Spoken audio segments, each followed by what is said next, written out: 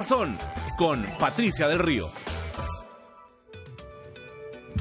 Muy buenas noches, queridos amigos, bienvenidos a Quien Tiene la Razón. Se terminó la semana, terminó también por fin la interpelación al ministro Ceballos, que se hacía interminable. Finalmente se decidió que no se presenta contra él ninguna moción de censura. Creo que las respuestas han sido dadas, no necesariamente todas han sido satisfactorias para la oposición, pero bueno, esa es la posición del gobierno con respecto a lo que ha podido explicar el Ejecutivo sobre el acuerdo que se sigue adelante con Odebrecht. Estamos ya con el congresista Gilbert Violeta de la nueva bancada Concertación Parlamentaria. Concertación Parlamentaria. Gracias, ahora sí. Buenas noches, Patricia. Y el congresista Jorge El Castillo, congresista del Partido Aprista. ¿Cómo están, señores? ¿Qué tal? Buenas noches. Buenas noches. Una curiosidad, Gilbert, ¿cuál va a ser el logo de esta nueva...? Justo hoy día me pasaron, es dos manos entrecruzadas. ¿Y contigo desaparece? No, Concertación Parlamentaria es la bancada. Es la bancada, que es la unión de dos grupos políticos, el partido Contigo, quienes representamos en este caso los tres militantes, y lo que ya venía siendo Acción Republicana, que era un grupo que quedó medio en el camino. Así que las lentejitas continúan. Y las lentejitas continúan como tiene que ser. Muy bien, saldada esa. No digan lentejitas, que eso suena... El Frente Amplio sabe qué plato es ese. Eso suena a Mecharados, ¿no? Que no necesita tanto, que le faltan para completar el suelo. Sí, yo sé, me acuerdo clarito del un dirigente que decía, ¿no? Hablaba de las lentejas, efectivamente. Bueno, señores, ¿cómo terminó finalmente? ¿Cuál es su evaluación final de la interpelación al ministro Ceballos? A ver, Gilbert, vamos a escuchar primero los bytes, las últimas declaraciones del ministro. Escuchemos. Y respetar la ley significa respetar esa autonomía funcional. Tendremos que reforzar la autonomía de los procuradores, porque no representan un gobierno, lo han dicho ustedes, representan los intereses del Estado. Y un procurador no puede jamás ser utilizado para perseguir, para sancionar a alguien en particular. Esa es intromisión. Y nosotros lo hemos evitado, y lo evitaremos. Y yo comparto una interrogante sin ningún tipo de sarcasmo, y menos ironía. ¿Alguien sabe cuáles son los contenidos, alcances que regula ese acuerdo de colaboración eficaz? Y no podría serlo, porque está sujeto a dos rigurosidades técnicas que garantizan su continuidad en el esclarecimiento de los hechos de corrupción, que son la reserva y la confidencialidad. Y no porque lo diga el ministro, sino porque así lo propone la ley. No se me diga que por el hecho de que una investigación, un caso, un proyecto o un proceso específico no esté comprendido en este acuerdo de colaboración eficaz, ya no va a ser investigado. En absoluto. Se continuará la investigación. El colaborador está diciendo, no considero estos proyectos porque no ha habido soborno. El curso de la investigación identificará si ha habido o no. Y si identifica, se sancionará. O en su momento podrá acogerse también a un nuevo acuerdo de colaboración eficaz. ¿Lo dice el Ministerio de Justicia? No, lo dice la propia norma. Bueno, ese fue el tono que usó el ministro Ceballos para todas las respuestas, enérgico, decidido. Fueron básicamente tres argumentos los que escuchamos entre el día de ayer y el día de hoy, que los procuradores son autónomos, tienen autonomía funcional.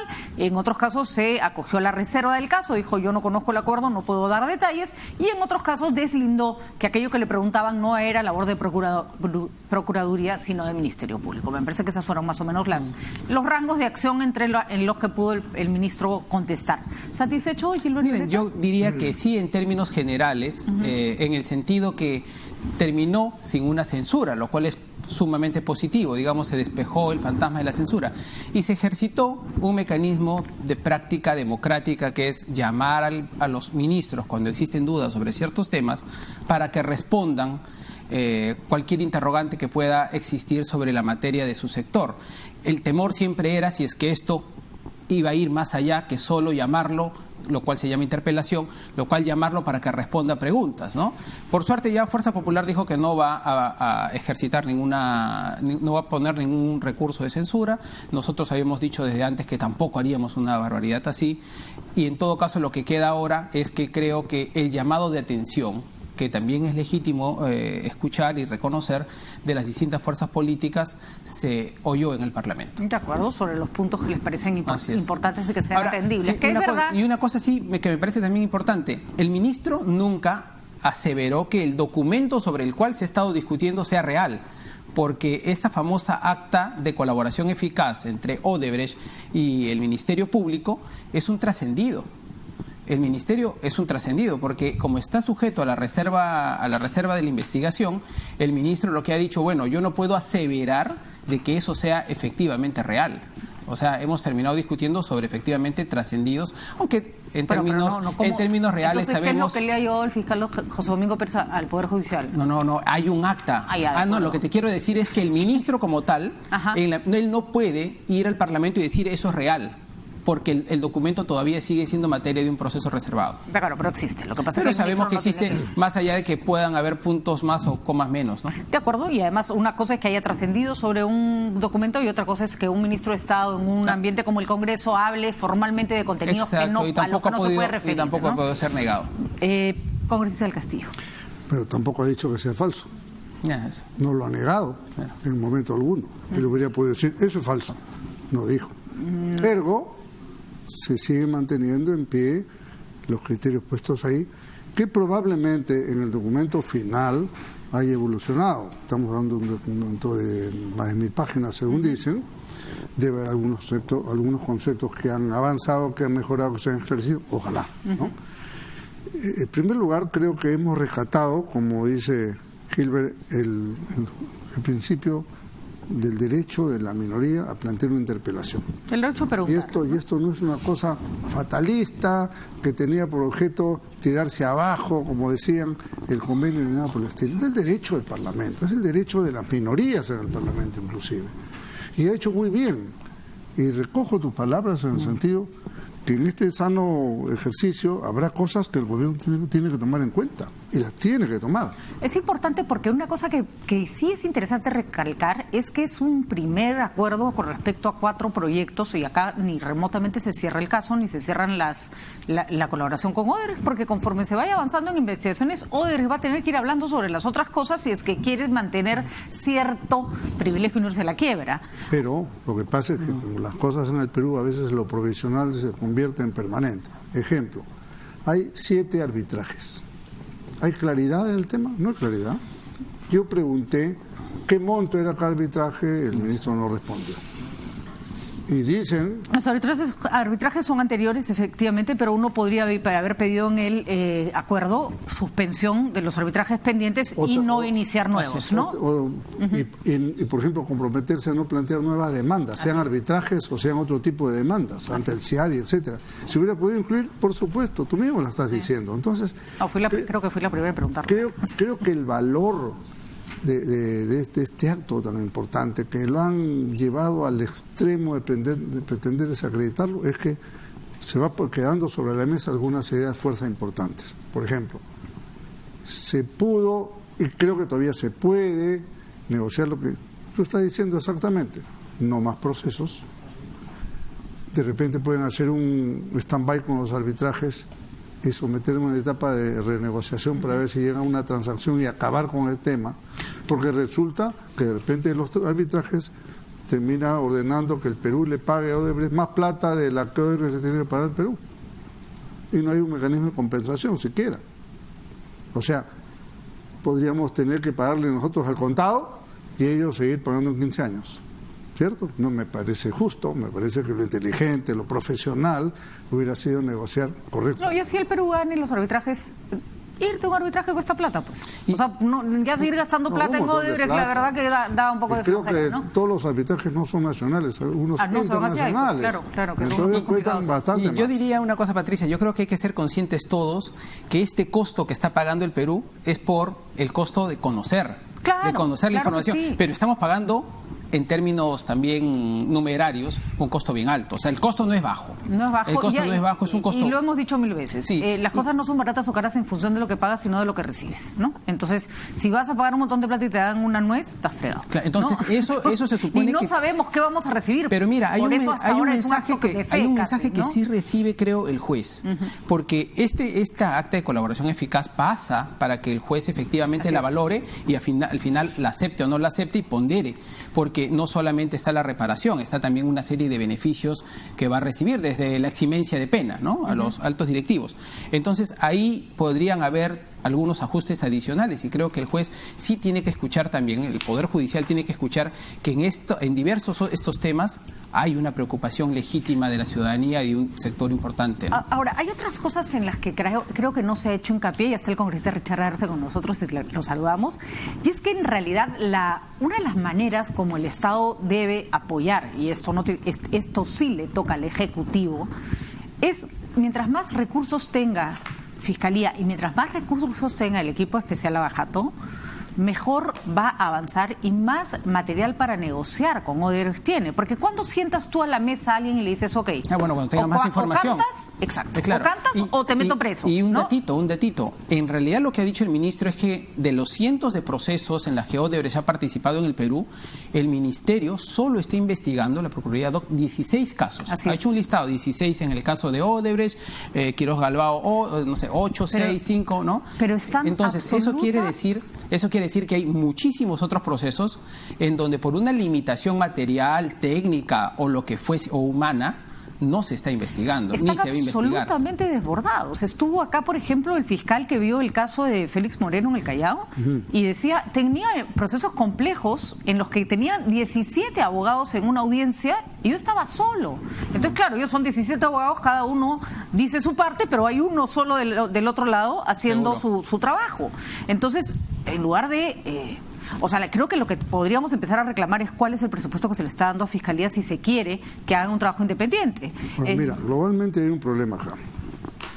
¿Por qué han tomado 4 casos? Porque son los que la propia empresa ha dicho, yo estoy comprometido en algo y acepto resolver ese asunto. Ese es el argumento central. Sí, pero es porque el Estado tenía pruebas para decirlo. Por si acaso, acá tengo, Por eso, entonces la colaboración eficaz ha debido ser global. Los 16 casos. ¿Cómo es esto que 4 casos y en los demás no estoy comprometido en nada, entonces lo voy a arreglar unos por arbitraje y otros ya veremos? Por ejemplo, primera ampallada, Irsa Norte. Irsa Norte, que Odebrecht no había reconocido nada y no está incluido en este convenio, Suiza informó de un depósito de $10 millones en la cuenta de Maiman. De acuerdo, ¿no? eso entonces, ya lo has dicho Jorge varias veces, pero es que la gente... Es que ya llegó Richard. Déjame solamente completar la idea. Lo que la gente tiene que entender es que ahí Odebrecht ya nos mintió.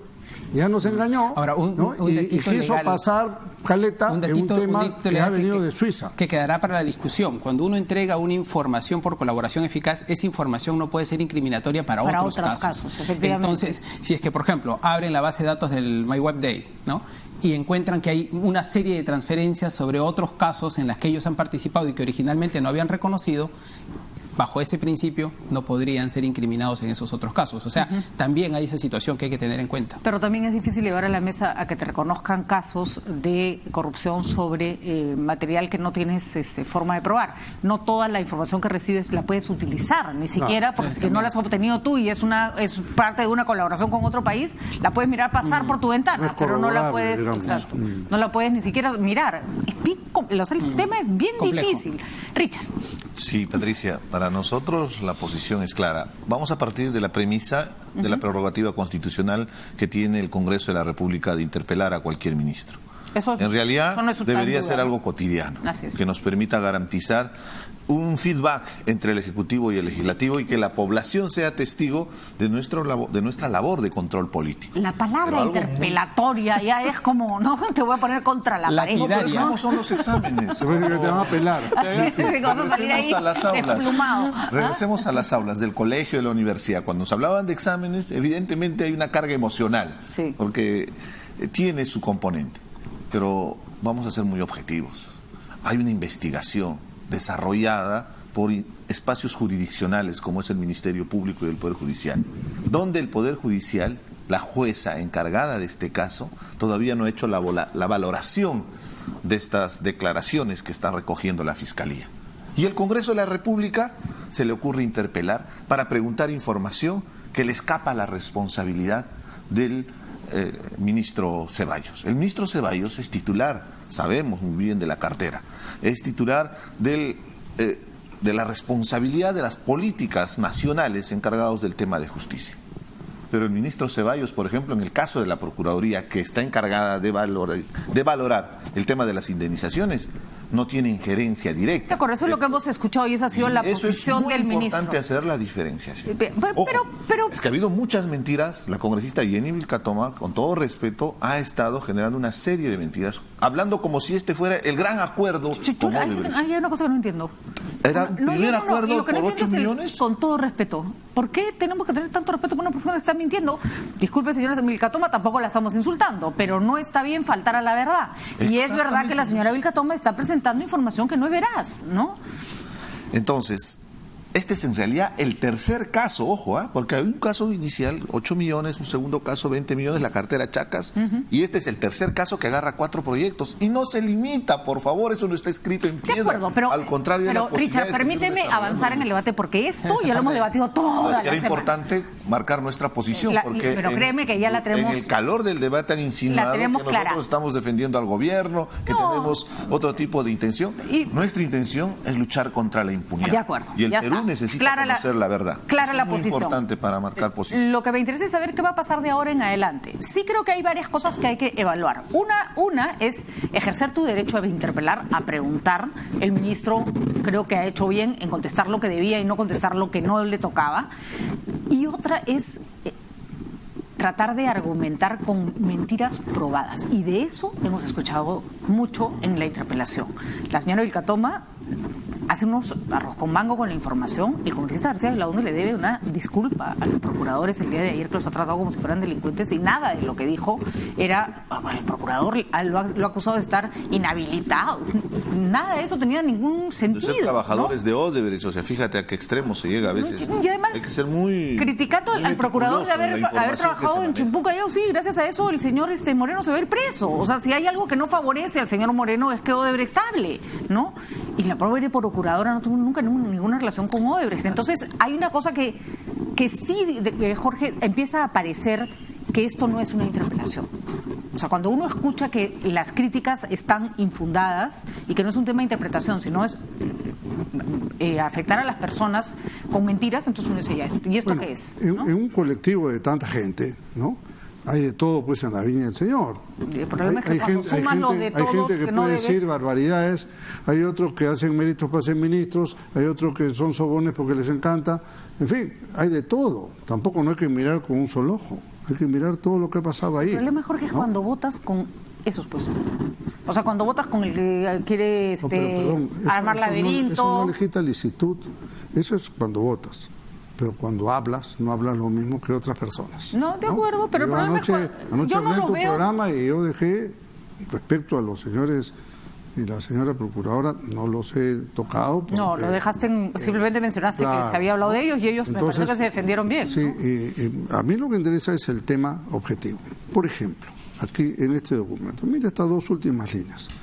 Dicen que los fiscales, paralelo, el Ministerio Público consideró eximir de los alcances de la Ley 30737 respecto a la persona jurídica colaboradora. Toda la noche de ayer se la pasaron discutiendo si la ley la van a derogar o no la van a derogar, cosa que nadie ha planteado, por supuesto. No, permítame una corrección. Bueno, una persona de 130. Pero es verdad que no es el sentido del Parlamento. Nadie ha hablado de eso, por favor. ¿Para qué juega Jenny Vilcatoma? Bueno, no es el sentido del Parlamento. Su propia bancada no lo ha respaldado. Nosotros hemos dicho que no. Pero si fuera así, esa defensa tan cerrada de la ley, ¿por qué eximen de los alcances de la ley y cuál es el sentido? O sea, ¿qué significa eximir a los alcances de la ley? ¿En qué tema? ¿En la reparación civil? No sabemos. No sabemos, pues. Bueno, pero Jorge, creo que no tiene sentido. Donde no se distingue, se comprende todo, ¿no?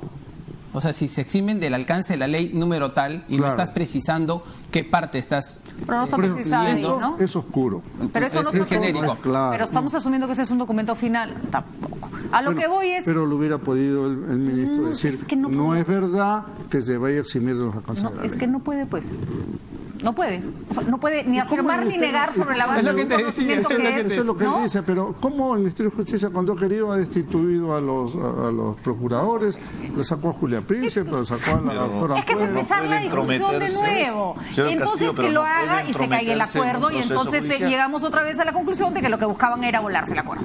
O sea, el tema de fondo es el siguiente. Entonces, un perro que se muerde la cola. El ministro no puede, entonces la negociación de un tema de 600 y pico millones de soles, más la continuación de contratos, está en manos de dos personas. Está en manos de la Procuraduría y está en manos del Ministerio Público. Patricia, una precisión ahí.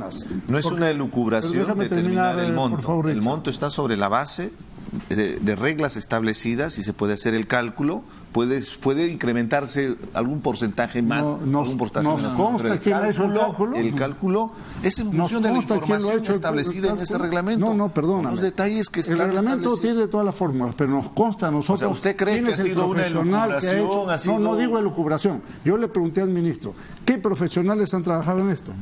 ¿Qué consultores, qué expertos? No ha respondido.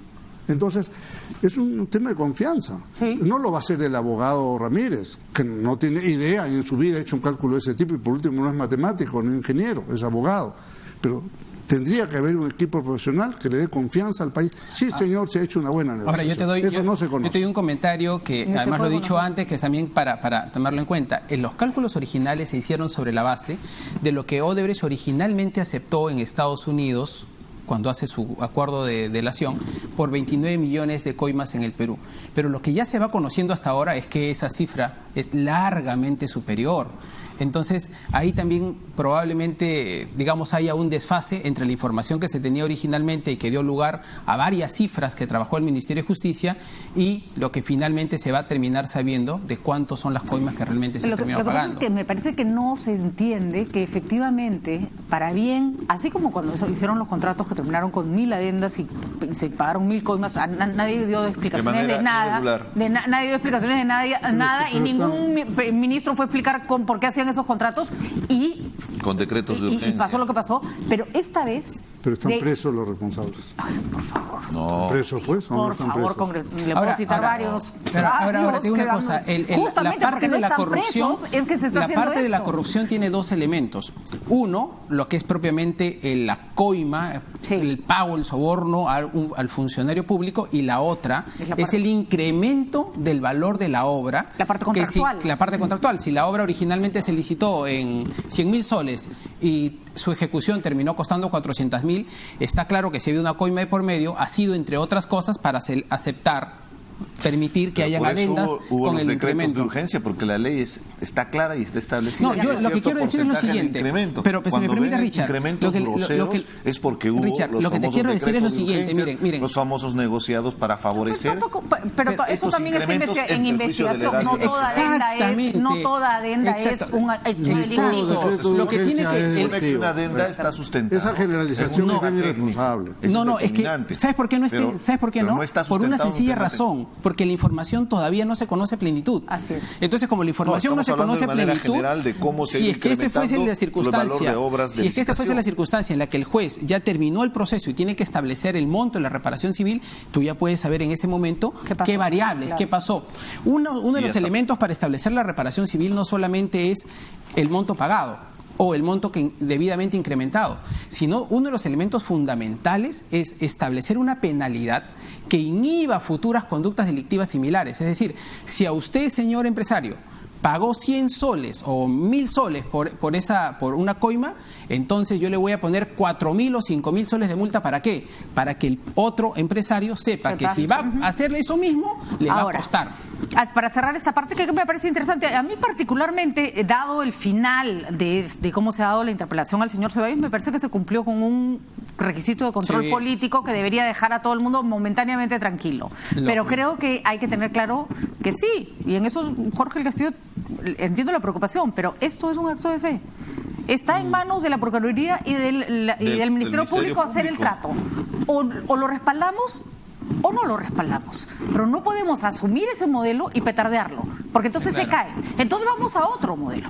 Vamos a otro, busquemos otras fórmulas. Pero esa es la manera que el Ministerio Público ha decidido. Y la regla de juego está dada así, nos guste o no nos guste. Entonces, si no les gusta, que es absolutamente válido, ¿cuál es el plan B? No, el plan B es que, por ejemplo, a todo el que ejerce una crítica lo sataniza. Se quiere tirar, se quiere tumbar, está con los corruptos.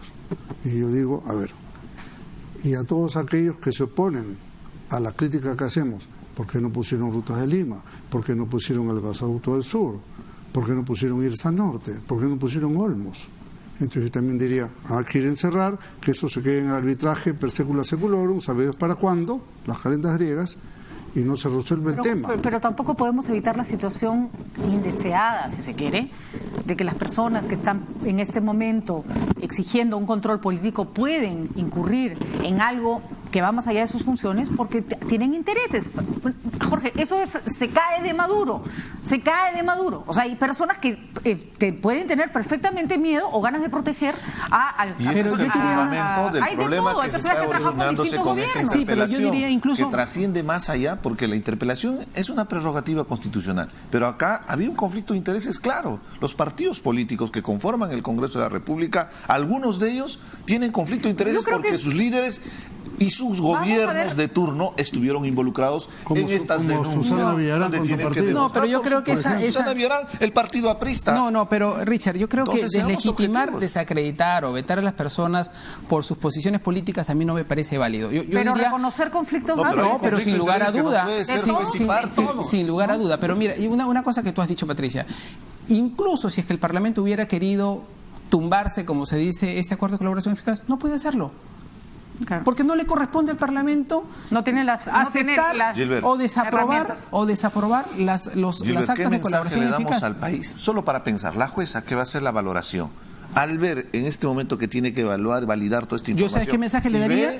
Yo le diría, señora jueza, de un poder político como el Congreso, yo te diría lo siguiente, señora jueza, lea usted la ley orgánica del Poder Judicial y la Constitución y sabrá que no le tiene que hacer caso a los congresistas. O sea, no está en una burbuja. Dejan de esa mesa, porque este es el lado de no se le puede ni tocar. A Jorge el Castillo quiere que lo desbaraten y los violetas yo no quiero que lo desbaraten. Pero está bien, hay como el sistema. Es que son los mecanismos de contrapesos del sistema. Imagínate en un proceso judicial la presión mediática también juega. De la misma manera, la presión política. Pero el Congreso la presión mediática también juega para las detenciones provisionales, por ejemplo. También juega ahí. Por eso seamos objetivos, seamos muy responsables para que te no haya dice qué es lo que intromisión. ¿Qué viene? El voto de confianza al nuevo gabinete. Bueno, que eso es lo más importante en esta circunstancia. No se habrá afectado por esto, ¿no? No sé, pero creo que sí te da un primer pantallazo. Si pedirían la censura del ministro, pero que yo creo que eso, ¿no? Pero ese es un escenario negado ahora. Sí, además finalmente con esto cerramos este tema porque tengo otros dos que me gustaría conversar con ustedes. Creo que ante escenarios cataclísmicos no ocurrió efectivamente, apocalípticos, ahí sigue el arca de Noé, no se ha hundido, ¿no es cierto? Y sí creo que todavía va a tener que bandear varias tormentas hasta que esto termine porque es complicado, es complejo, la Fiscalía nuevo. haga su trabajo. Están en un momento de reserva que requieren para tener la suficiente información. Como usted decía, hay que darles la buena fe para que ellos hagan su trabajo. Pero creo que también es válido. Demostrando que han estado avanzando creo que es con válido. todas las limitaciones logísticas y presupuestales. Totalmente correcto. La Fiscalía tiene restricciones bastante complicadas. Y creo que eso debería sacar fotocopia. Y creo que esa debería ser una preocupación de todos. Eso debería haber sido la preocupación del Congreso. Pero también creo que si el día de mañana resulta que todo esto fue un desastre, el Congreso tiene derecho a decir, ya, nosotros preguntamos, ¿no? Pero nosotros preguntamos. Nosotros estábamos preocupados. No fue que nosotros cerramos los ojos y no quisimos saber. Así que todo el mundo sabe muy bien qué cosa está buscando cuando pregunta. Bueno, así, ahí está. El ministro Ceballos salió bien parado, no salió trasquilado de la interpelación. Salió, por lo menos. Salió. pasó. Parecía un callejón oscuro eso, ¿no? Ya pasó. Muy bien, siguiente tema. Quiero una evaluación. Es increíble, porque mañana se cumple un año desde que el señor Vizcarra tuvo que asumir el mando. Y no sé si a ustedes les pasa, pero a mí me parece que hubieran pasado 10. Exacto. 10. Es agotada. Y recién ha pasado un año. Un año en el que han pasado más cosas, en las que han pasado a veces en 2 gobiernos juntos. Me gustaría un primer balance, independientemente de las encuestas, de si le va bien o mal, desde la perspectiva de lo que esperaban o las expectativas que tenían hasta lo que tenemos al frente. Jorge. A ver, creo que tiene un superávit de imagen, ¿no?, interesante. Ha hecho política, pues, sin duda. Pero también tiene un déficit de gestión notorio. Entonces, ese peso y contrapeso hay que ver cómo se desenvuelve en los siguientes meses, especialmente a partir del nuevo gabinete.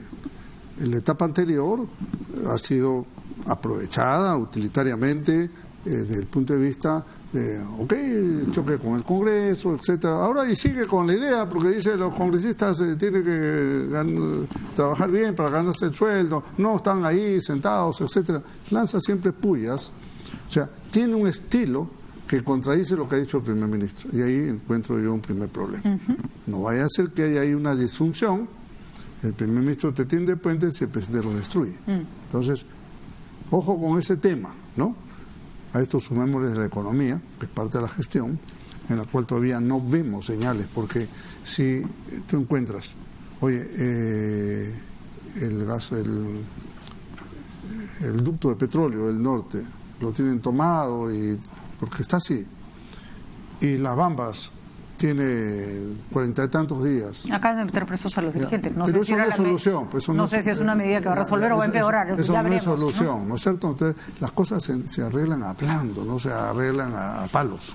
Entonces, creo que ahí yo veo que hay una falta de expertise en el manejo, ¿no? Pueden haber personajes muy conocedores, los he escuchado en las entrevistas que hacen ustedes en las mañanas, pero del dicho al hecho hay mucho trecho.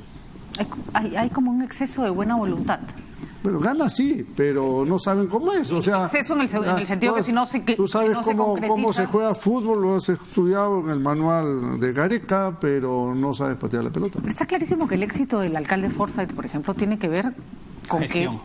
Que no habló, sino hizo. Fue de frente, sacó, arrimó, ordenó. Claro, ha ordenado una manzana. No, estamos, pero no, de acuerdo, pero estamos tan desesperados de que las cosas se ordenen que un poquito de orden generan toda una adhesión de la población.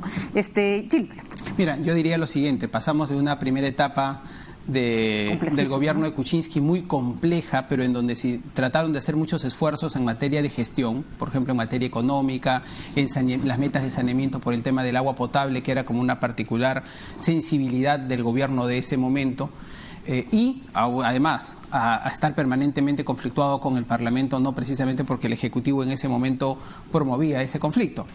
Pero pasamos a un segundo momento ya con el presidente Vizcarra, donde la agenda se hizo más política, ¿no? Y esa agenda política supuso, creo, descuidar o soslayar los indicadores de gestión.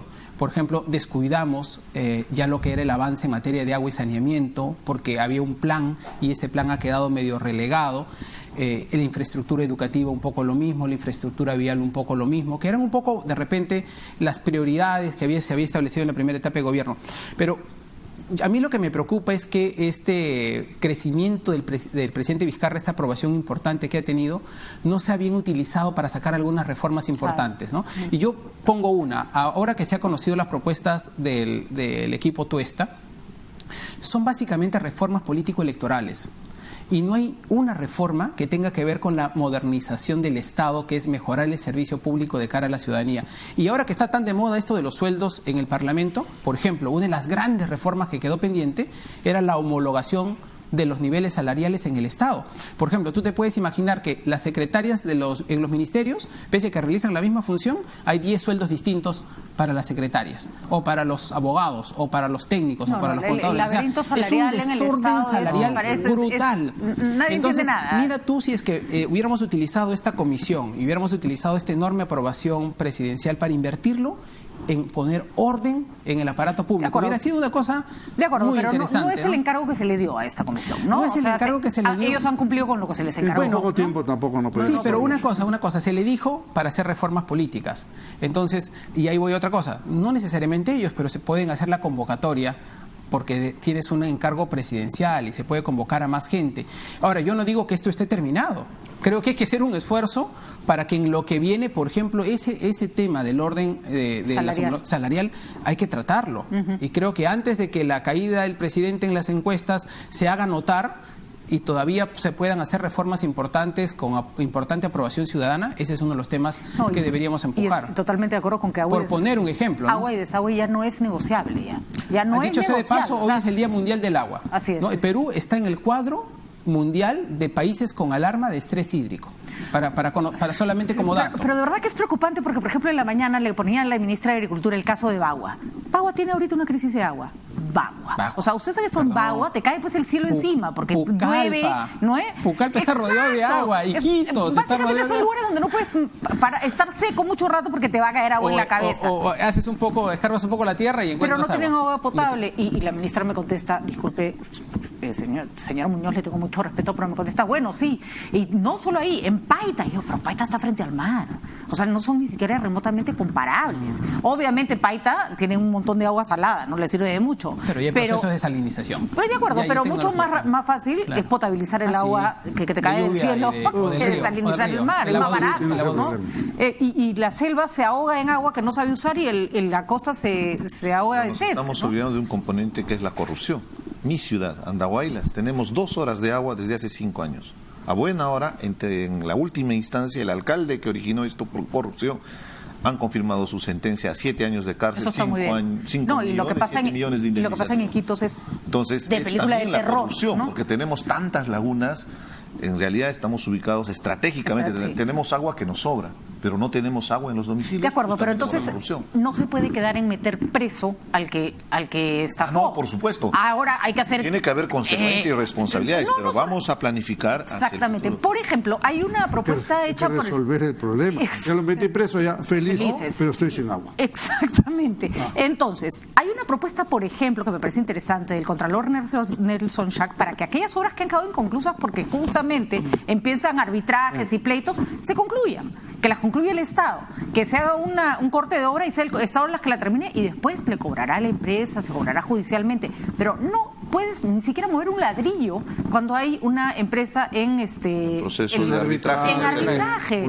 Y se presentó ese proyecto de ley al Congreso. ¿Sería, por ejemplo, factible de que sea aprobado? Para que se pueda desarrollar, ¿no? Sería... Regresando a la pregunta que has planteado respecto a Vizcarra, yo en realidad analizaría sobre los hitos que marcaron su gobierno de transición, que le llamaríamos.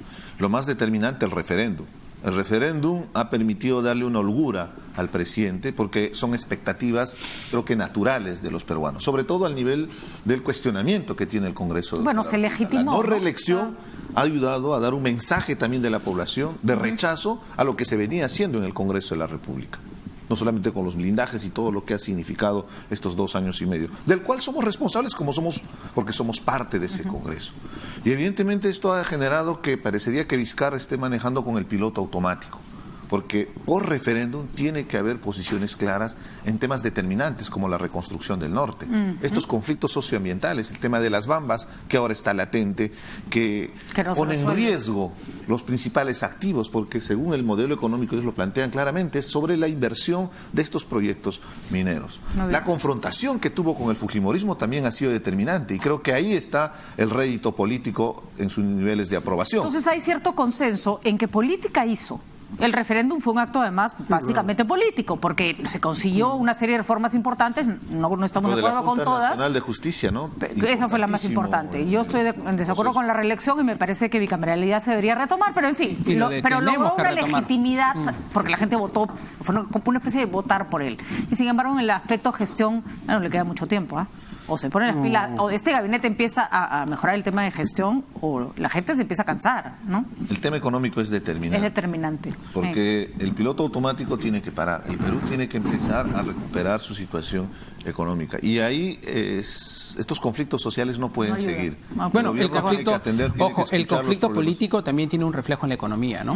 Cuando en un país no hay tanto conflicto político y el Ejecutivo es capaz de dialogar con el Parlamento, ese es un mensaje hacia cualquier mercado, hacia cualquier inversionista muy potente, ¿no? Yo sí creo que, por ejemplo, en el tema de la bicameralidad, ese es un asunto que no hay que renunciar. Hay que retomar ese debate corrigiendo el proyecto en función de lo que dictaminó el Tribunal Constitucional. Entonces recogerían, no quiere decir que la van a recoger literalmente, pero recogen la iniciativa planteada por la Comisión Tuesta. Bueno, yo sí, yo ya planteé un nuevo proyecto de reforma constitucional sobre bicameralidad, tomando en cuenta la sentencia del Tribunal Constitucional. Jorge. Sí, yo creo que la bicameralidad es una necesidad para mejorar el sistema político. Aspiración a la que no debemos renunciar, ¿no? No, yo creo que es un error por razones de un desentendimiento fatal, ¿no?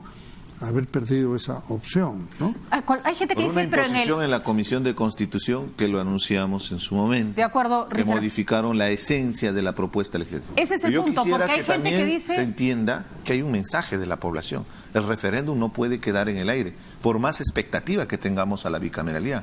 La respuesta ha sido un no, y con un porcentaje bastante alto a la bicameralidad.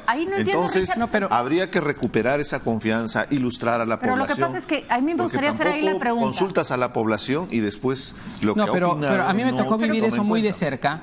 A mí me tocó vivir muy de cerca porque yo trabajé con el presidente Vizcarra la propuesta para la bicameralidad. Estuve como vocero en ese momento. Además, la propuesta vino del Ejecutivo, que se sumó a 8 propuestas de parlamentarios que ya existían, que ya habíamos presentado en su momento. Y la objeción no fue a la bicameralidad. La objeción fue al artículo 132, 33 y 34 sobre la cuestión de confianza. Entonces, en realidad... Que luego hay una sentencia del Tribunal Constitucional. Por lo tanto, lo que hay que hacer es corregir extrayendo ese tumor maligno que se había puesto en su momento. De acuerdo, porque sí me parece falaz decir que la gente votó en contra de la bicameralidad. Hasta una semana antes del voto, la gente estaba a favor. Claro. Y Vizcarra dijo, no voten por la bicameralidad porque están contrabandeando otra cosa. No porque la bicameralidad fuera mala. Yo no entiendo esa especie de prurito así, absolutamente celoso. No podemos tocar porque la gente dijo que no a la bicameralidad. No, la gente le dijo que no a esa bicameralidad, a ese planteamiento. Además, nada que estaba impide volver a tratar el tema. Nada lo impide. Y ese fue un retroceso, aquí entre nos, con Giblas, me acuerdo que hubo varios, Fernando Tuesta, entre ellos, nos molestamos. O sea, fue como años peleando por esto. La gran oportunidad del Parlamento. Pero por un capricho, Patricia, yo estuve en la Comisión de Constitución. Sí, Richard, pero también estuvo el Premier Villanueva y también estuvo el presidente el propio presidente dando su mensaje respecto a que no se debe votar la bicameralidad. Pero el objetivo, Patricia, es importante también entender la posición del país, porque nos delegan una responsabilidad por 5 años y no significa que nos están dando el poder absoluto. Tratemos de escuchar también a esa población, qué es lo que está percibiendo. En realidad el asunto va más allá del tema de la bicameralidad o no bicameralidad, se refiere al tema de la inversión que se requiere para el funcionamiento del Congreso. No, eso lo resolvimos. Y ahí eso es una falacia. Es una falacia. Y Richard, lo resolvimos, te lo voy a decir. Perdón, pero no. Mira, tienes que leer. Pusimos una disposición final que era un candado presupuestal que lo trabajamos con la Secretaría General de Palacio, que decía lo siguiente, decía, el Parlamento no va a subir un céntimo su presupuesto. Porque tenemos uno de los presupuestos más caros. Al contrario, obligaba a que se reforme el Parlamento hacia adentro y que no suba un céntimo. Eso es buenísimo. La capacidad y la eficiencia que tiene que ver con el presupuesto para poder no le echemos la culpa a la población de haber tenido que votar lo que se hizo mal en el Congreso. Patricia, lo que estoy planteando es que escuchemos también lo que dice la población. Entonces, si entendemos que ha sido mal interpretado, hagamos trabajo de pedagogía política. Si malinformamos, la población va a opinar a partir de la mala información que damos. Yo creo que hay que sincerar el discurso. No se votó en contra de la bicameralidad. Se votó como Vizcarra dijo. Porque Vizcarra cambió de opinión. Y cambió de opinión por razón. Política. Así es que mostremos las potencialidades de la bicameralidad en sintonía con esa población. Es muy importante. En eso, curiosamente, están totalmente de acuerdo con el fujimorismo. Pero cada uno sabe con quién se pone de acuerdo. Al contrario, fue el fujimorismo que con su capricho puso de contrabando y cambió Porque en el fondo no quiere, claro. En el fondo estábamos en un escenario de cuestiones de confianza y había ese miedo. Han pensado en el contexto actual. Mira, yo te digo una cosa. A mí me tocó defender en el Tribunal Constitucional. Y el gobierno dejó que le clavaran el torpedo. Pero Patricia, a mí me tocó defender en el Tribunal Constitucional esta acción para declarar la inconstitucionalidad de esta modificación. Y el Tribunal Constitucional, tú lo veías, era unánime.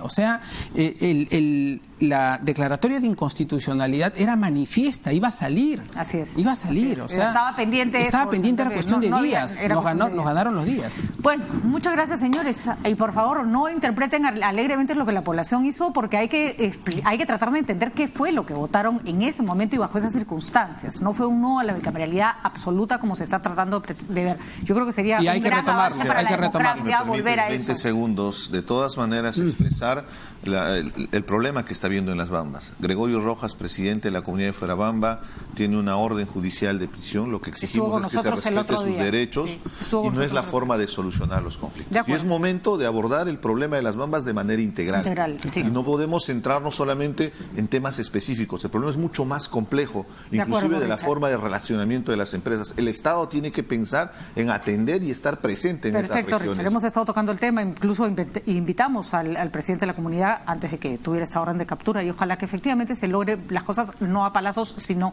vía un diálogo. Los despido rapidito. Muchas gracias. Sí, vamos a ver el Santiago Alfaro, sociólogo, con nosotros para hablar sobre la discriminación racial en nuestro país.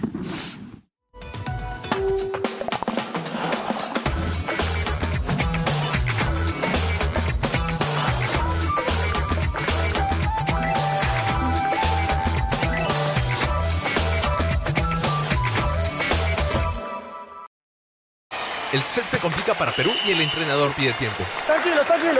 Doctor, vas bien, pero anticípate más y declara tus impuestos como independiente. Chef, quiero ver tu salto emprendedor. Armando y cumpliendo. Empresa grande. ¿Se puede dar la talla? ¡Sí, se puede! Vamos, señores, que este partido lo ganamos todos. A la UNP, Perú. Somos un mismo equipo. Aportemos lo que nos corresponde. Independientes, gran empresa y emprendedores. Declara y paga renta 2018. SUNAT, el Perú primero. Después de una gira exitosa, llega a Lima por primera vez la exposición cultural alternativa que te introduce a la obra magistral de Quino, El Mundo Según Mafalda, desde el 15 de marzo hasta el 14 de abril en el Jockey Plaza. El recorrido invita a grandes y chicos a sumergirse en un periodo de la historia de la niña más popular de Argentina. Compra ya tus entradas en Teletique de Bonimetro desde 17 soles, capacidad limitada, una experiencia de Nardos Producciones. ¿Piel reseca, manchas, arrugas, acné, caída del cabello? Luce una piel hermosa y un cabello totalmente saludable en Iderma Capilar. Iderma Capilar es el mejor centro especializado en dermatología láser y trasplante capilar robótico del Perú. Te garantizamos una excelente experiencia y los mejores resultados. Así como yo, tú también confía en Iderma Capilar. Consultas al 444-3884 o al www.idermacapilar.com.pe. Iderma Capilar, descubre el poder de tu belleza. Otro año, lleno de retos y trabajo. Ha sido duro, pero el negocio va quedando listo para la campaña. Porque con tal de sacar adelante a mi familia, todo este esfuerzo vale la pena. Y en mi camino siempre está Caja Arequipa, que me acompaña y me da un crédito al toque para poder estar preparada para la campaña escolar. Y a mis clientes también, para que puedan afrontar sus gastos escolares con tranquilidad. Sabemos por qué chambeas. Caja Arequipa, impulsando tu bienestar. Radio Oxígeno presenta por primera vez en el Perú J.R. Richards, la voz original de Dishwater. Este viernes 29 de marzo en Barranco Arena. Llega a Lima el sonido de toda una generación. Compra tu entrada en Plaza Bea y Vivanda. Licenciado por Updike, produce Audio Factory. Esta noche a las 9, Nada está dicho. En vivo, el procurador anticorrupción Amado Enco conversa sobre la denuncia al congresista Roberto Vieira por el presunto tráfico de influencias y la investigación preliminar contra el legislador. Además, todo sobre la polémica en los gastos de representación de parte de nuestros congresistas. A las 9 de la noche, Nada está dicho, por RPP Televisión.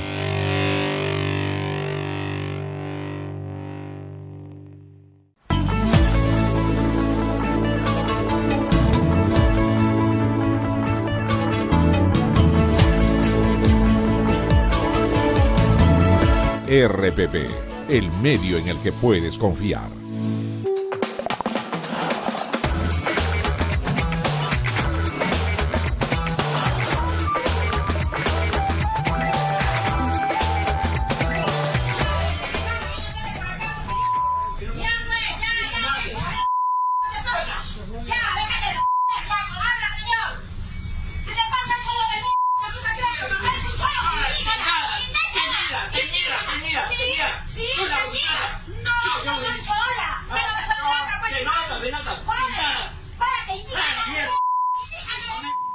Bueno, esas son manifestaciones que últimamente vemos todos los días en redes sociales. Ahora existen teléfonos que pueden grabar lo que ocurre en la calle.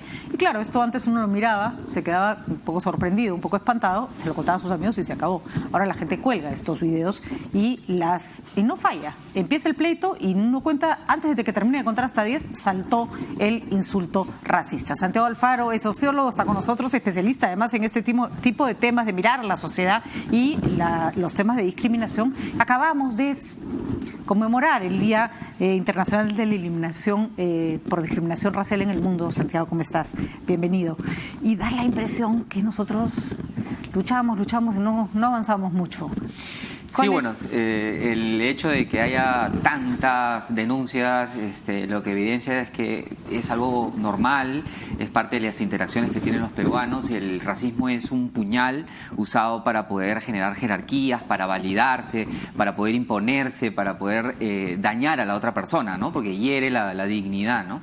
Y bueno, la buena noticia, porque no todo es malo, es que por primera vez el gabinete entero se ha pronunciado acerca del tema. Hicieron un video alusivo, y no solamente la ministra de Cultura, que es un tema de su competencia, sino el resto de ministros. Y eso es importante, porque esto es un problema intersectorial, no es un problema solamente del Ministerio de Cultura, es que igual que los feminicidios deberían ser asumidos por todos los sectores, y es una lucha nacional, ¿no? Es un tema que requiere esfuerzos de todos los sectores, de todas las partes. Es curioso, porque es como que la lucha de la violencia contra la mujer hubiera pegado una suerte como de empujón, ¿no? De ventarrón, y avanzó, y además ha avanzado al ritmo de lo que está pasando en el mundo. Eso no quiere decir que en el Perú todavía haya mujeres que tengan condiciones de vida de mujeres de la edad media, pero por lo menos hay esta cuestión de que esto está mal, esto no se hace, y ya empezó a calar en la mente de las personas, más allá de que eso pase a sus actos. Yo siento que con el racismo no somos capaces ni siquiera de identificar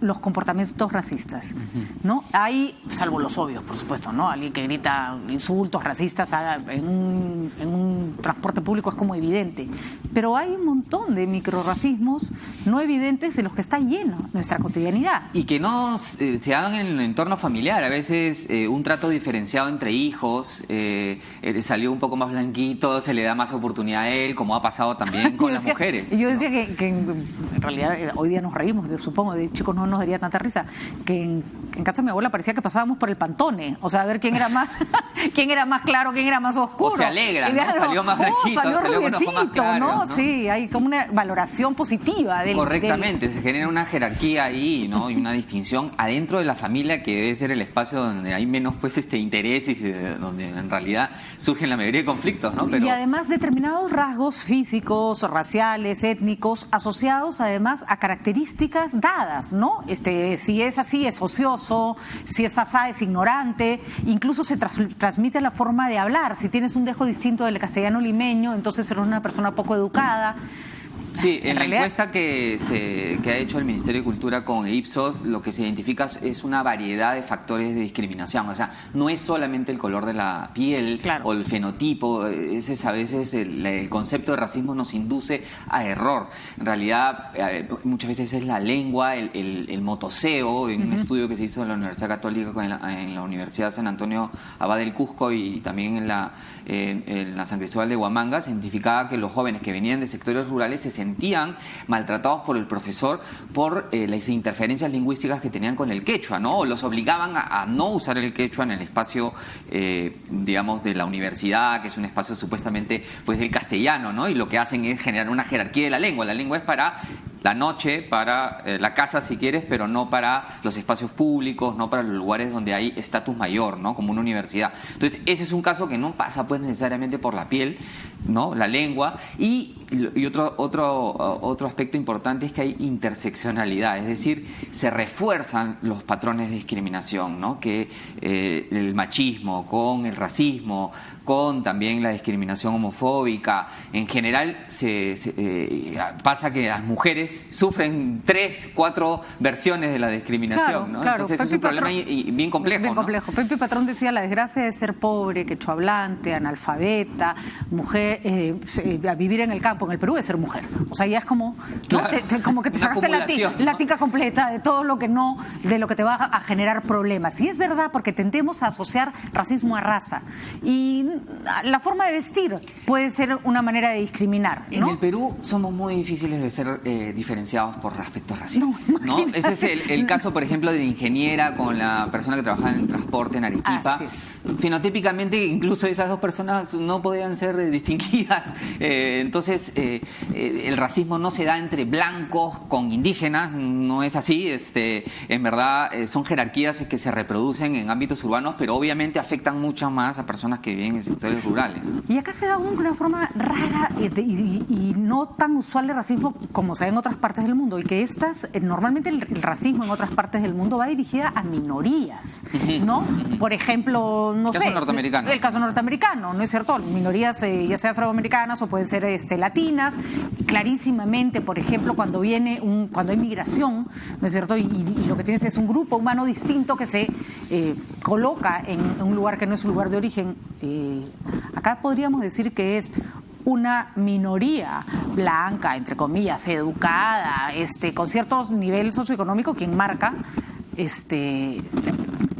la dirección de nosotros somos como debemos ser y ustedes son los que tienen algún problema, ¿no? O sea, hay ciertas aspiracionalidades, en el sentido de que se valora más el estilo de vida de esos sectores, pero eso no quiere decir que la discriminación se ejerce de entre los blancos a los que tienen otras gamas de colores, no es así. Que además ni siquiera hay, pues, ¿no? A mí me da risa cuando preguntaban en el censo de qué raza es usted, blanca, y yo decía, ¿en qué parte hay un peruano que se puede definir de raza blanca en una encuesta? Lo bueno es que ahora el INEGI ha incorporado otras maneras de hacer la pregunta, ¿no? De autoidentificación étnica por tu lengua o por tus ancestros, ¿no? Pero ni siquiera me parecía mal la forma como se preguntaba, porque también te da un dato de que hay personas que se autoidentifican blancos, claro. Exactamente, que claramente no lo son, pues no sé, tendrías que ser ario, pues una suerte de vikingo para poner blanco, ¿no?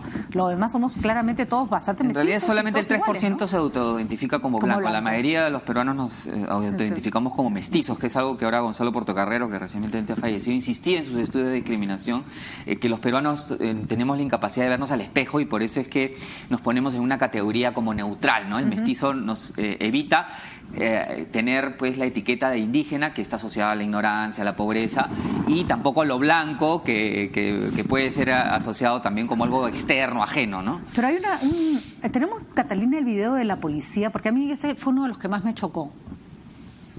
Pues ponme un ratito nomás. ¿Tú no sabes quién soy, güey? ¿Qué? ¿Qué le vas a decir? Soy abogada, ¿qué le vas a decir? Yo sé todas las leyes que están acá. ¿Me vas a poner excusas? ¿Por qué? Si tú no tienes ningún derecho.